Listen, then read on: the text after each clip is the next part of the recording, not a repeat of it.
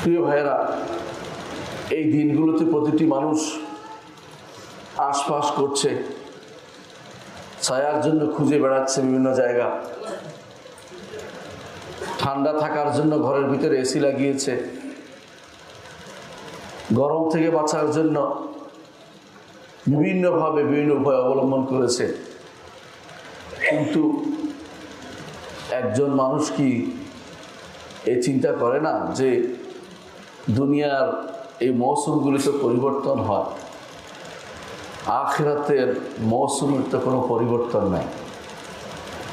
যেই অবস্থায় জাহান্নামে যাবে কেউ, জাহান্নাম থেকে আর যদি ঈমান না থাকে কোনোদিন বের হতে পারবে না। ঈমান থাকলে হয়তো বের হতে পারবে। জাহান্নামের সবচেয়ে বেশি আযাব যেটা, সেটা কিন্তু গরম,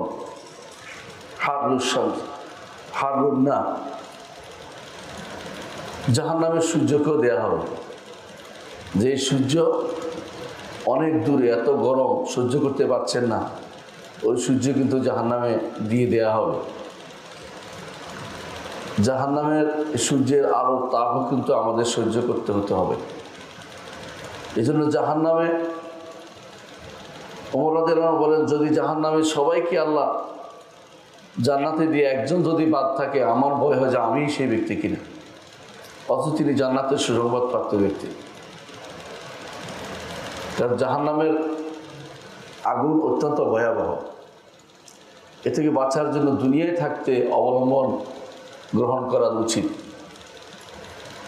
জাহান্নামের আগুনে একবার যাকে প্রবেশ করানো হয়েছে তাকে তো অপমান করা হয়েছে।